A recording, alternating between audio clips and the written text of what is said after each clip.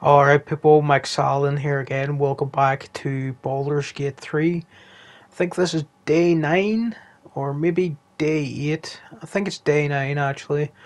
I'll get the correct day for the title of the video when I'm putting it up. But anyway, today after the battle at Emerald Grove, I decided to go back to the Goblin camp and just poke around here and finish off any goblins that were left around this place just to gather up some XP because I didn't want to leave any XP on the table when I was so close to getting to level 5. And I had to like take down quite a few goblins that were outside. I had poisoned a lot of them, of course, and a lot of them were injured and stuff from being drunk. And I'd already taken down a few other goblins when I was here before, including the Goblin King, of course. So I thought it would just be wise to come back and wipe out all of them.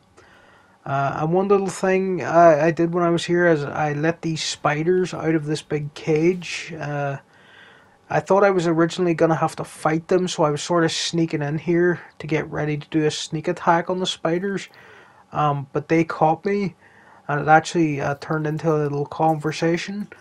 And it turned out the spiders didn't really want to attack me, so I did save first in case anything went wrong with this skill check, but I used animal handling to be able to speak to the spiders and communicate with them, and sort of let them know that I'm their friend, and I just guided them towards the open door and just let them out of here. And Shadowheart was pretty happy about that for some reason.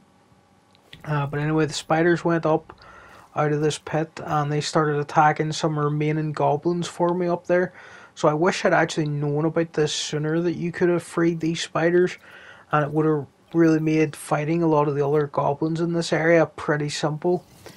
But yeah, this was really fun that you could do this. Now I've got like two big giant spiders on my side, so that was really cool. But yeah, I mainly just wiped out everything at this base and this camp, and then I went back to my own camp, where I had Karlak like leave some barrels and stuff that I'd stolen, and I also had the dead body of Minthara or whatever her name is. I just thought it would be funny to store the bodies of my enemies in this little church area back at camp. Um, so I just left her in there, where I'm also going to store a load of explosive barrels when I find them, because having a lot of barrels seems like a pretty good idea. Like I've used them twice now to take down like two pretty important enemies, and I think it's just going to be a good idea to collect a load of explosive barrels and barrels of alcohol and oil barrels and just anything that burns when you blow it up, really.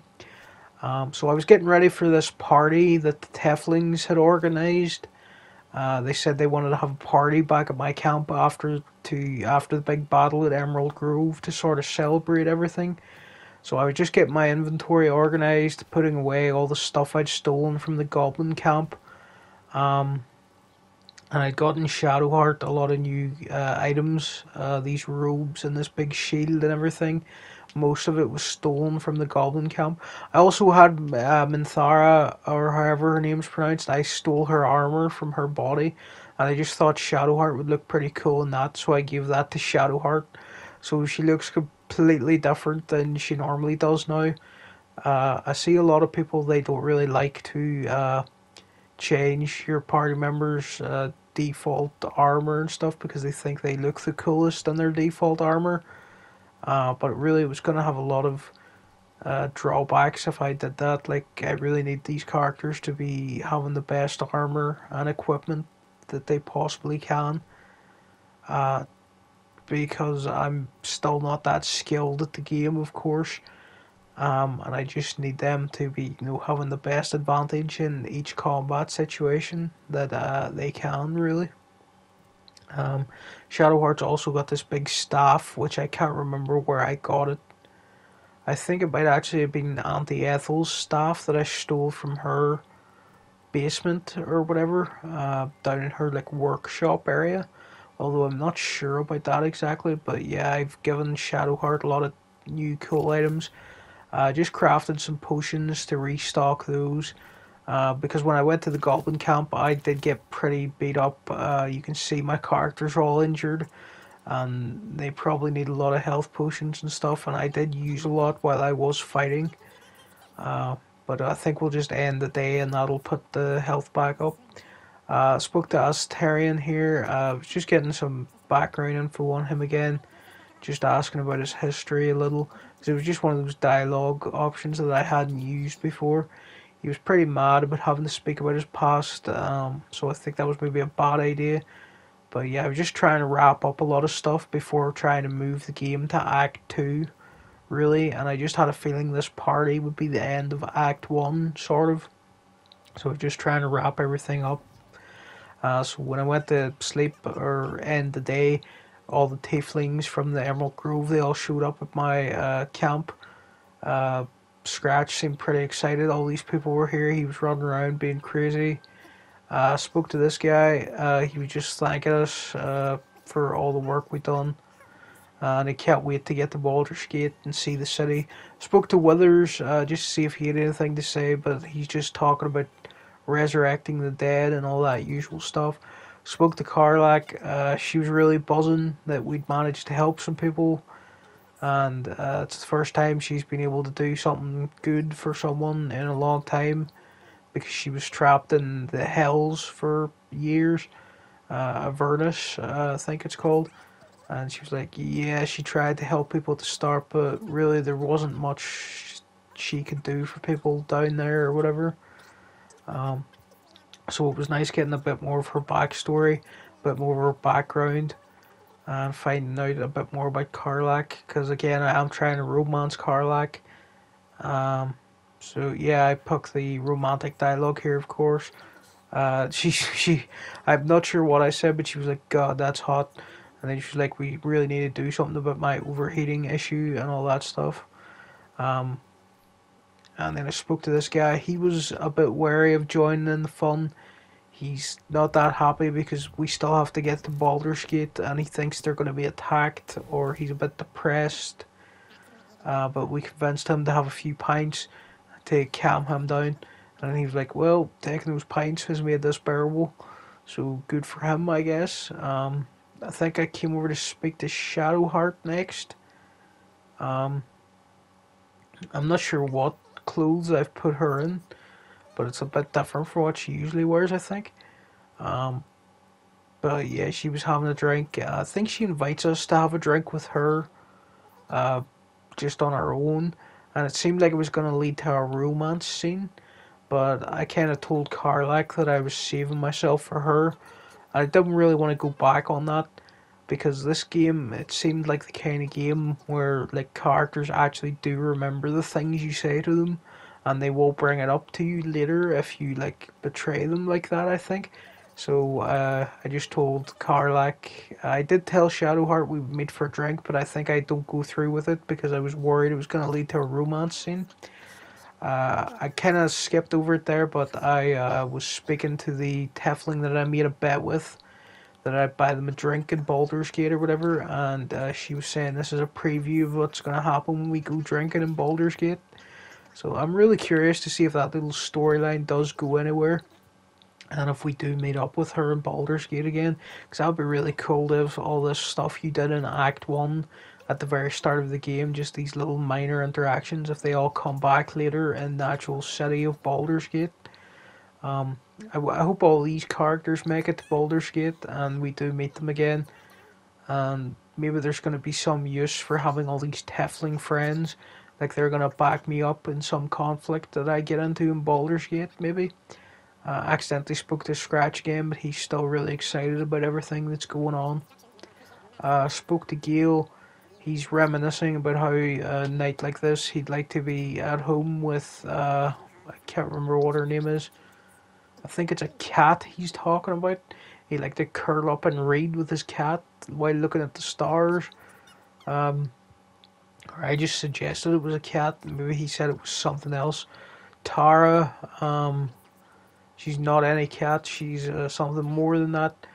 So I was a bit confused here if he was actually talking about a cat or if it was some other like race of character or something. I might have missed some dialogue with Gale, but yeah, he was telling me about this. Really, I haven't spoken to Gale that much since I got him into the party because I've been worried about feeding him all these magical items. I was worried about like losing some really good items because I've had to give them to Gale.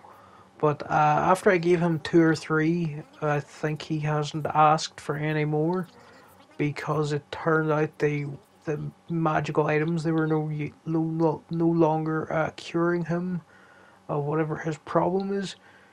So maybe I didn't have to leave him in camp so much, but I've kind of gotten used to just using Karlach, Shadowheart, and then swapping between Asterion and Lysel.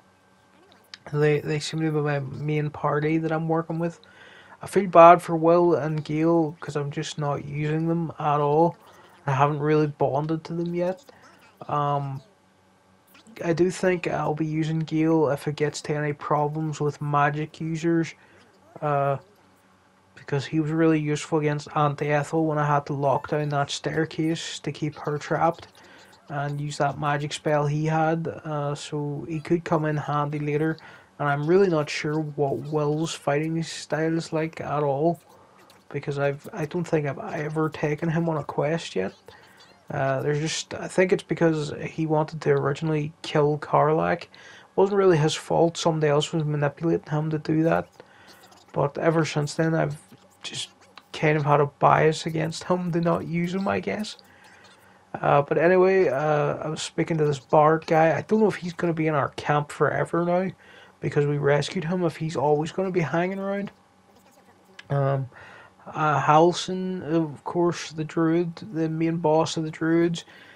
He's in our camp. It sort of seems like he's going to be joining us now. I'm not sure if he's going to be a full party member or if he's just going to be a guy who hangs around in our camp and occasionally helps us. I think he'd be. I think he'd be a pretty useful party member because he can turn into a bear, of course, and he could be pretty decent at fighting people. Uh, Zevlor or whatever, he was here. He was again thanking us. Of course, the main character of the Tiefling is Maul. She was basically telling me I'm her family now because of everything I've done for them. And Minthara and that other dead body, they were just hanging out in that little church over there. Hopefully not bothering any of the guests that there's a dead character over there. Uh, Spoke to this lady. She seemed to be a bard. I can't remember if I spoke to her back in the Emerald Grove or not, but she wanted to compose a song about me or whatever for some bard song she was doing. I think I agreed to that and said she could make a Randy ballad about me or something. So we'll see if that comes back later. Lizelle was saying she really enjoyed watching me fight, and it seemed like it was really turning her on, and she was like kind of mad that we turned her down before, but yeah, I'm sticking to Karlach really as my romance. She said something she was gonna go see if Asterion wanted to hang out, so maybe those two are gonna get it on at some point in this party. Um, and also Asterion here, he was kind of suggesting that me and him could go have some fun as well. But again, I think I was dodging any dialogue about that and just having a bit of fun with him. Uh, Telling him, because he was angry that he'd helped these people, or it was kind of annoying him because he didn't like this feeling of helping people. And I was like, just think about all the goblins you got to kill and how cool that was. So I was kind of talking him into having a good time here. And he said there was something going on between me and Shadowheart, and I think it's because I accidentally sort of accepted her invitation to go have a drink or something. So I was trying to talk to Karlach again to just smooth that over, make sure that nothing had gone wrong. I went back to speak to Shadowheart, and of course she was like, "Yeah, come see me when things quiet down." And I was like, "Oh no, I've accidentally started a romance with Shadowheart." So I was just going around double checking that I had nothing else to say to anybody. I noticed Will was missing at this point, and then I found him out here by the beach. He was hiding away. He didn't like all this celebration and stuff, really. He wanted some downtime to just reflect on things, I guess. Um, Again, I need to get to know him a bit better, start taking him on some quests or something.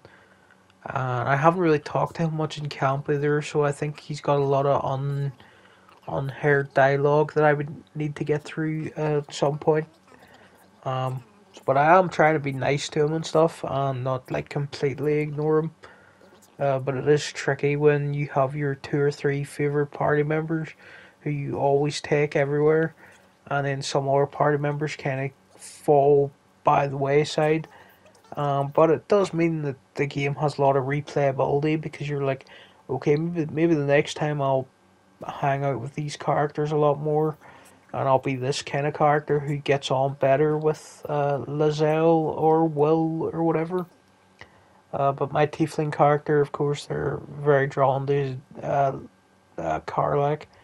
I just saved here in case I was making a mistake because I had the option to go see Shadowheart or just go to bed and think about Karlach. And I was like, yeah, I better just go to bed and think about Karlach so I don't mess up this romance. Um, but yeah, I accidentally invited Shadowheart and then stood her up. So I'm wondering if she's going to be mad about that from now on. But it was an accident. I didn't mean to set up the dialogue like that. Um, but I guess we'll see if she's angry about that later. But again, when I told Karlak I was just interested in her and didn't need to go have fun with anybody else, I'm pretty sure Karlak's probably going to remember that. She might bring it up to me, and it might get a bit messy later on. So I was like, yeah, I better just leave Shadowheart alone. But anyway, when we got up the next morning here, Haslin, he was basically explaining a lot of stuff about the Underdark and how we needed to go to this temple to find this thing called the Night Song, I believe. I'd already unlocked the Underdark, like a hidden passage in the Goblin camp, and I think there was another path that I'd gone through into the Underdark uh, from inside a well in the Blighted Village or something like that. So I had a few entrances to it already, and I told Haslin that I'd already found a way in. But in the end of this video, I actually find another third option to get to the Underdark. Um, but also you have two options. You can go to the Underdark or you can go through the Mountain Pass to advance to Act 2. Lizelle really wants us to take the Mountain Pass to go meet up with the Githyanki and find this crash thing she's always talking about, because she's like, that's how we're going to purify ourselves and get rid of the mind flare parasites or whatever. But I think I'm going to try to go through the Underdark and get this Night Song item, and then maybe I'll go up to the Mountain Pass and see what goes on up there. Hopefully you can do both, but if I have to choose one and stick to one, it'll be going through the Underdark, I think. Um, so anyway, I went to this sort of inn place that had been raided. I don't think I put that in any of my previous videos, but I had been here before just doing some side quests and stuff, and I'd rescued a few people from a burning building, and I'd got a quest to go find I think it's the mayor of Baldur's Gate, or the governor of Baldur's Gate or something. He's been kidnapped from this inn that he was staying at. It was attacked by goblins and some drow elves. Um, but I came back here anyway, and I started stealing all these explosive barrels or wine barrels and stuff. Because again, after finding them so useful against the Goblin King and Minithara or whatever her name is, I just thought it would be a good idea to have a lot of these just stocked up at our camp in case we ever needed them for something. Barrels seem to be a completely overpowered weapon or item in these games. Just if you can sneak up to people or plan out a battle strategy ahead of time using the barrels, they can really destroy your enemies for you. So yeah, I came in here, and of course there was this guy who was guarding the place, I think I just cut off the cutscene, but I had to talk my way past him, and he was like, "Okay, you can go in to this little basement hatch place that's in here, and this pathway down here it actually leads us to like a smuggler's den or like a thieves den. This I can't remember what it's called exactly. It's a Zatarian basement or something like that. But anyway, they seem to be this guild of thieves or whatever. Um, so just rooting around in here, and I actually found a key, an old key, which will open a secret passage, which leads us even deeper into this like smuggler's den or whatever you would call it. And it actually turns out that these are the people who targeted the caravan, where all the gnolls and the hyenas were. Um, they were actually the ones who were trying to rob that place or that caravan, and we accidentally stole the stuff that they were trying to steal. So it gets me into trouble down there. I did save and come back up here first because I had found this guy, his wife or bride to be, actually his fiance. She died in this fire or this attack, and she'd left her dowry or whatever hidden around here. It was some gold and a gold ring or whatever. But first, I went back to the camp to save for that night, just to be ready for that basement. And Lizelle and Shadowheart started having this big bust up over the artifact that Shadowheart was carrying. Lizelle was like, "You need to turn that over to me so my people can take it. We can cure ourselves or whatever." And really, they were giving a lot of Jack and Miranda vibes from Mass Effect 2, where you've got these two characters who just don't like each other at all in your party. But I kind of like this stuff because it adds a lot of drama to your party and it just gives you another thing to deal with. So they agreed to fight the next morning, but Shadowheart got the drop on Lizelle here, and she was like, "Okay, you're gonna stop this nonsense, or I'm just gonna take you down right now." But I managed to persuade Shadowheart that she didn't need to do this, and Lizelle approved of that, thankfully. Um, and I was getting a lot of sexual tension from these two, that on some level they're kind of into each other. Just what I'm reading from a lot of what's going on here, but also they do want to kill each other quite a lot as well. But I think after this conversation, where they just agree that they need to use their anger on our enemies rather than each other, they might have like patched this up and they're not going to be fighting anymore. Um, so yeah, after that, I came back to this little smuggler's den. I was trying to sneak in, but of course, the Shadowheart accidentally walked in and got caught. So this character, they wanted to know what we were doing here or whatever. And I think I managed to persuade them that I was here to trade some items or whatever. And I managed to pass that skill check pretty easily. Karlak approved of that little persuasion attempt. And I got that charlatan inspiration for managed to lay my way through here. So I really wasn't sure what was going on here because I hadn't worked out yet who these people were supposed to be or whatever. And it wasn't until I was actually down there and talking to the main sort of head of this like smuggler's den or whatever that I figured out that yeah, these are the people who were trying to rob that caravan. They disabled a load of traps so I could get in here pretty easily. Um, so I was just taking a look around the place, looking for anything valuable to steal, and then I had a conversation with this guy, and he was like, he's got an artist pet as he calls him, and I think I convinced him if he wanted to sell him to me or something like that.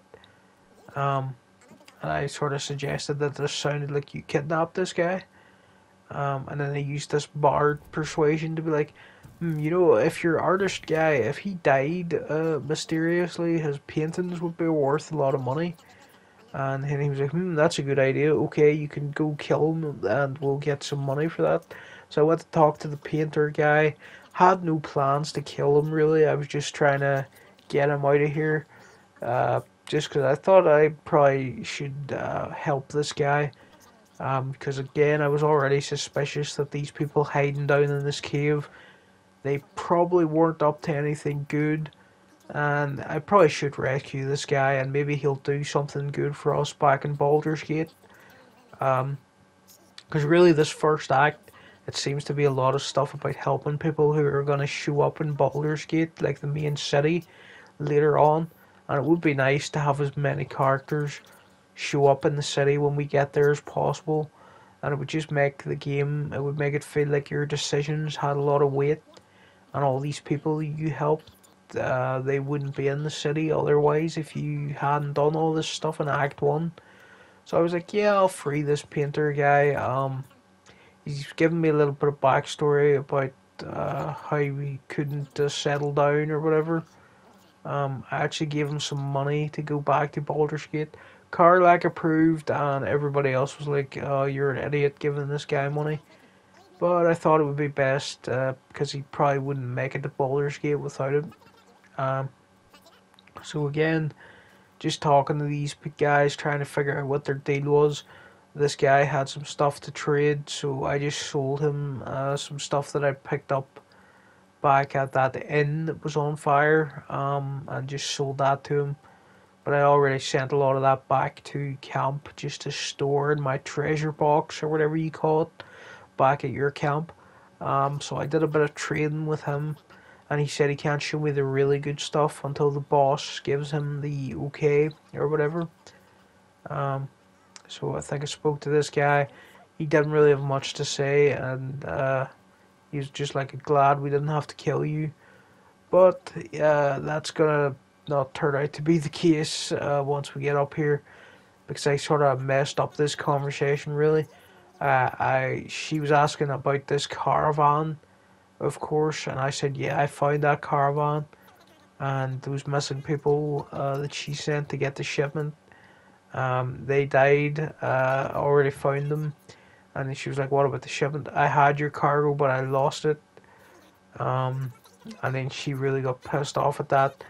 I don't know why I just admitted this. I guess because there was no other good options, really. There was just pretend you're still looking for it. Which I think that would have led to a quest where it was like, recover the shipment from your camp or whatever. And I didn't really want to do that, so I was just like, yeah, I'll just admit that I had it and probably sold the contents like 50 hours ago or whatever. So yeah, this turned into a battle with these smugglers. And to be honest, they seem like pretty bad people, to be honest. So it's probably okay that I'm getting into a fight with them. I think I actually did turn my attacks to non-lethal here at one point, because I thought maybe if I could knock out this boss lady and then wake her up again and try to talk some sense into her, that we could get out of this non-lethally. But yeah, I don't think that actually goes to plan in the end, and I just have to take down everybody. My party was sort of divided here a little. We had Astarion and my main character up here on this like cliff, and I was trying to knock people down and shove them off before they shoved me off and stuff. And the other two were down on a lower platform. Kind of worked out okay that this was set up like this, because it just sort of divided them as well and made sure that we weren't like completely surrounded by these guys. And they aren't that tough, these people. I think you're meant to encounter them maybe a little bit earlier than when I was encountering them, so that they're a bit more of a challenge. But yeah, I managed to knock out the leader lady there, and I think I knock out her somewhat. I definitely shove one of them off one of these cliff edges, and that takes them out. I think it's this guy climbs up here. He threw a firebomb down there to set that place on fire, so that was a bit bad. But me and Aztarian were doing alright against these two people up here. And I thought Karlak and Shadowheart would be able to deal with the one remaining guy down there. They took him out pretty easily. And then I think Shadowheart came up here, and I think I was trying to order her to shove these people off, which was pretty funny. And then Karlak finished off that guy, or she knocked him out actually as well because I turned on the non-lethal attacks, of course. Just because I was thinking maybe I could talk some sense into the leader. I'd never knocked anyone else out in the game before. Um, so yeah, I just thought I'd try to speak to her, but there really wasn't an option to wake her up or anything. Or anything like that. So I think I just swapped back to Karlak and I just started having her go around and finish off these people. Just in case it led to something bad where I left these people alive and like they came back later for revenge or something. Uh, but yeah, I am not that happy with how this whole thing went. I kind of do like when I'm able to talk my way out of trouble instead of just getting the big fight like this.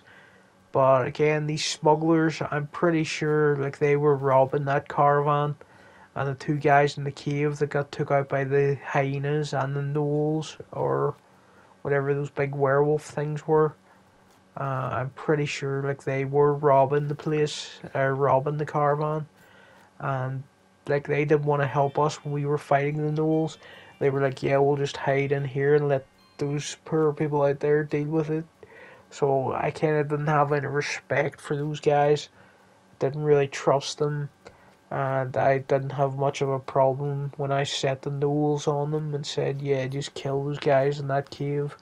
And then I went in there and stole the shipment, of course.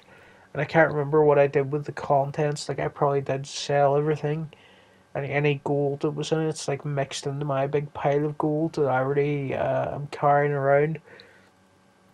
So I don't know how I could have been able to just hand that stuff over to whatever the boss lady in this place was called. Um, Probably wouldn't have been possible. And I'm not sure why I just admitted it to her because I did have the option to be like, yeah, I'm still looking for that stuff. I think it's because I knew that I'd already found it and that I might be leading the quest into a dead end by pretending I had to go look for it or whatever. But maybe there was a skill check that would have come up if I'd used that option. But again, I'll save it for a second playthrough now that I know that these smugglers are down here. Maybe that I can recover that chest the next time and take it to these people and see if I get a decent reward for it or whatever. Um,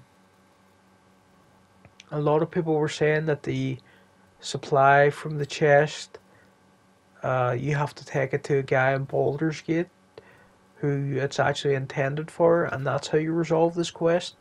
But I'm wondering if maybe it's better to take it to these smugglers. Maybe they give you a better reward. And anyway, I do think I kind of made a mess of this entire segment by opening the chest originally because I hadn't read that you weren't supposed to open the chest. I was just thinking I would open the chest and grab the contents and take it back to whoever wanted it. But it turned out that kind of ruined the whole thing, and they were like, "Oh well, you've opened the chest now. It's too late. You'll just have to keep this stolen stuff." And I decided to just roll with that. I didn't want to reload that bit to just like redo it or whatever. So that kind of was the beginning of the end for that quest. But anyway, I went around this whole smuggler stand. It was actually a lot bigger than I thought it would be, and I found some more enemies over this way. They actually weren't hostile, but then I tried to steal one of these oil barrels or whatever for my collection of barrels that I'm building. And they were like, we've noticed your crime. Now it's time to like take some action against you. So again, I got into another big brawl with these guys. I was in quite an advantaged position because I had the high ground, and a lot of these guys were down on the like low ground or whatever. And I was able to get some like decent shots on them. I detonated a trap over there, so I set fire to that area. So those wolves that were running through there, they had to set themselves on fire to come over here. So that was pretty useful for me. Other than that, I was just trying to move my characters back from the ledge a bit so the enemy couldn't really get a shot on them. And I think I was trying to look for some water here as Karlak. They just threw this water on us to put the fire out, but I didn't seem to have enough action points or whatever, so I had to just forget about that plot. Uh, but yeah, this guy was coming over this bridge, but I noticed there was a barrel on that bridge, and that was going to put an end to his plan. So I think I just used a fireball as Tyrion here, destroyed that bridge, and really nobody could get over to me now. They were all sort of trapped because this other bridge had been destroyed as well. So I was in a pretty safe position now. Nobody could really hit me from here, and again, having the high ground makes your archery a bit easier, get you more successful hits. So I was just sticking to archery and ranged weapons and throwing fireballs, and that seemed to be going pretty well. And the enemy, because they have to shoot up at you because you're on the high ground, it makes them more likely to miss their shots, in the same way that it makes you more likely to hit your shots. So again, I was in a pretty advantaged position here. Just cast Cloud of Daggers on that guy. It's probably one of my favorite attacks that my Bard character has. It's just really powerful. It creates this big cloud of daggers in one area, and anybody that runs into it, like, they get damaged by it. And it just really helps you out when you use that attack. Again, the enemy, they couldn't really get any hits on me from where I was at. So that fight, it didn't go too badly for me. I did get a little bit injured, and I did have to use some spells that I probably would have been better off saving the spell slots for anything else that happens. But of course, I can always just go back to camp and end the day and just recover before going further into the Underdark. Because this cave, eventually, this smuggler's den, all these keys and everything, I did rob them of all their valuables, and I stole their everything they've stolen. Like, I'm pretty sure they are smugglers or thieves or something. I could be wrong because I didn't get to see their full storyline because I had to fight them pretty shortly after entering this place. But yeah, I kind of opened all these gates and I stole all their barrels of oil and stuff, of course. Kept swapping the Karlak because she's the strongest character with the most inventory space. So she was able to carry most of these barrels and stuff. I did send as much stuff as possible that I didn't really need back to the camp just to stop her being over encumbered or whatever. Because it is pretty easy to get over encumbered when you're going around collecting literally everything that's laying around. Again, I just have total magpie brain when I'm playing games like this. It's like I just see something on the floor that is selectable to pick up, and I just can't help but pick it up. So yeah, Karlak used one of the keys to get onto this treasure room. There was a couple of chests in here with traps on them, so I swapped to Tyrion. Again, he's my best sneaky rogue pickpocket thief kind of character. So he pretty easily passed these rules to disarm the trap and steal the gold. And I think this chest, it actually had some infernal iron in it. I already have some from another chest I stole from in the goblins camp. Because you need infernal iron for Karlak to fix her engine. So that she gets cooled down a little or whatever. And we're probably not going to be able to do that until we get to Baldurs Gate, the main city, and reunite with the Tiefling guy from the Emerald Grove. He promised he'd help fix Karlak's engine if we got him the infernal iron. So we'll have to see how that goes later. It seems romance in Karlak takes the longest amount of time. Or at least it seems that way, because it's going to be a while until you get to Baldur's Gate if you play it as slowly as I do.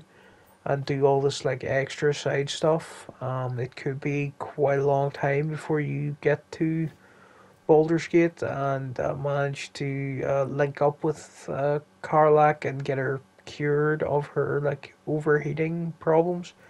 I found these really rare gloves in here, uh, but I gave them to Shadowheart because they seem to be magic related, to do with summoning creatures or something. And then I proceeded to just steal all the books and all the gold and anything that looked valuable in here. This seemed to be the smugglers, their main sort of treasury or whatever. This gold lamp, as Tyrion had some dialogue about wondering if it was a genie's lamp. He doesn't actually say genie's lamp, but you can tell he's thinking it during his dialogue. That was pretty funny. But other than that, I just stole all the clothes and everything else of use in there. And I somewhere around here I'd found a key for like a mechanical device key or something like that.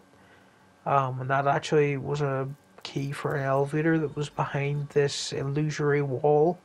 So going a bit Dark Souls, there's a few illusory walls in this game that you need enough like perception to be able to detect or whatever. I think Shadowheart was actually the one who detected that. I guess because she's like my cleric or magical user that I most often have in the party.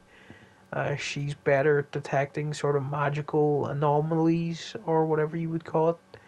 But anyway, before I went back through the illusory wall, I ran around just making sure I'd looted every key off every defeated enemy and taken any like interesting loot or gear that was down here.